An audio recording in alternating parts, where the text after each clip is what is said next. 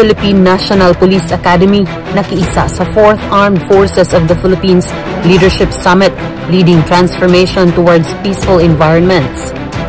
At 25th anniversary ng PNPA Baptist Cadets Ministry ipinagdiwang.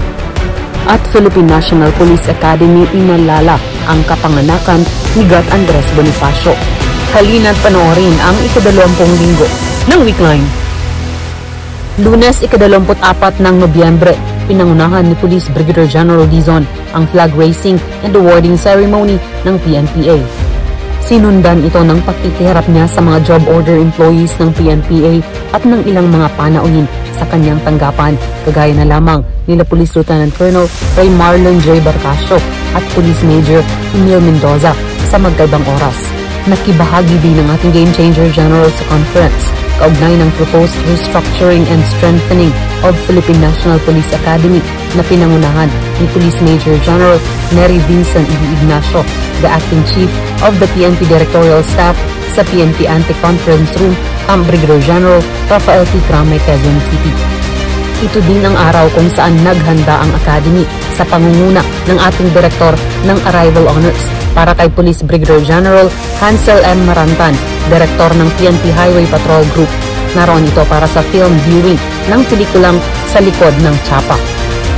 Ika-25 ng Nobyembre, Martes, pinangunahan ng ating Game Changer General katuwang si Police Brigadier General Ramiro Roel Arterango, ang Deputy Director ng PNPA, ang 3rd Quarter Strategy Review sa PNPA Conference Room.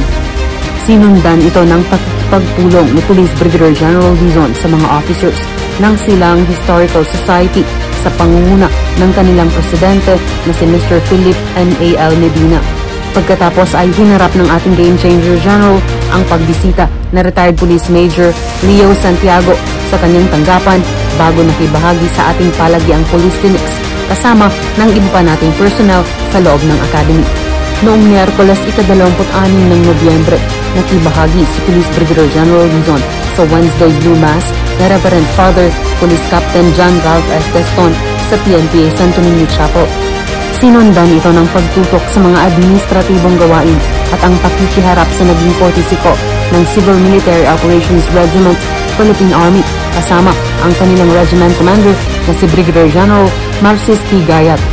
Huwebes, ika-27 ng Nobyembre, nakibahagi ang ating Game Changer General sa ginanap na 4th Armed Forces of the Philippines Leadership Summit, Leading Transformation Towards Peaceful Environments sa Novotel, Manila, Cubao, Quezon City. Pagbalik sa Academy ay tutok muli si Police Brigadier General Dizon sa kanyang mga administratibong gawain. At noong Biyernes, ika-28 ng Nobyembre, naging abala ang ating Game Changer General sa ilang mga panauhin sa kanyang tanggapan, kagaya na lamang sa courtesy visit ni Pastor Christopher L. Sarmiento. Gayon din ng exit call ni Police Lieutenant Colonel Myla Alug at Police Lieutenant Colonel Evangeline Colorado. Naroon din para sa courtesy call ang National Police College personnel na pinangunahan ni Professor Cynthia C. Jonco, ang NPC Registrar, at pati na rin ang courtesy call ni Police Lieutenant Colonel Benson Pimental, ang Chief of Police ng Santa Rosa City Police Station. Naging abala din ang ating Game Changer General sa mga administratibong gawain pagkatapos niyang pakitunguhan ang mga naging panauhin. At noong Sabado, ika-29 ng Nobyembre, pinangunahan muli ng ating Game Changer General ang briefing and accounting of PNPA personnel.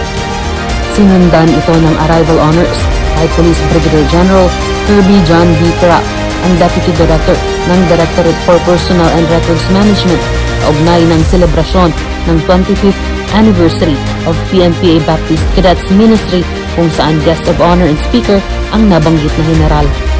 Nagtapos ang araw ng Sabado para sa ating Game Changer General sa pamamagitan muli ng pagtutok niya sa mga administratibong gawain. At noong ika-30 ng Nobyembre, Linggo, nakibahagi ang ating direktor sa Holy Mass na Reverend Father Police Captain Teston sa Santo Niño Chapel, at pagkatapos ay pinangunahan niya ang briefing at accounting of personnel sa araw na ito.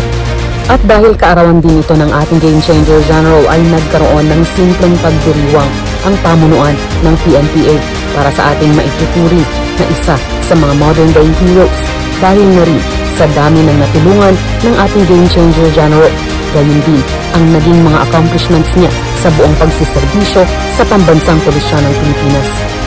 Kaya naman isang taus-pusong pagbati para sa ika-55 kaarawan ng ating Game Changer General.